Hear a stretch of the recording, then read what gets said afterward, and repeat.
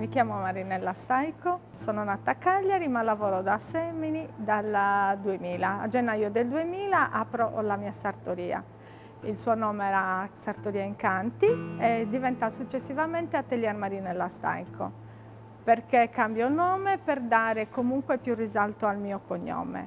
Io provengo da una famiglia che arriva dalla Grecia, fine del Settecento, e portano qui in Sardegna un cappotto. Il cappotto si chiama Suserenico e quello che vedete qui adesso alle mie spalle io l'ho rivisitato in chiave moderna.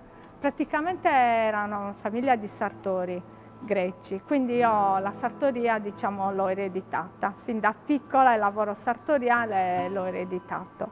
Il mio laboratorio è un laboratorio ben attrezzato, dove il cliente sceglie il tessuto, il modello, e io mi occupo dall'inizio alla fine nella realizzazione dell'abito, fino a consegnare l'abito bello e pronto per essere utilizzato dalla cliente. Realizzo praticamente sia dall'abito da cerimonia all'abito da sposa, ma la mia passione comunque principalmente è la sartoria maschile.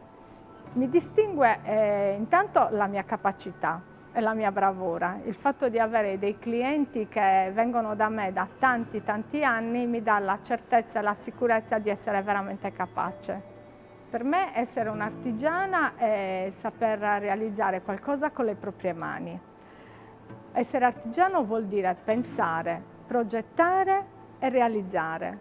Quando tu vedi un pezzo di tessuto, pensi cosa potresti fare con quel tessuto.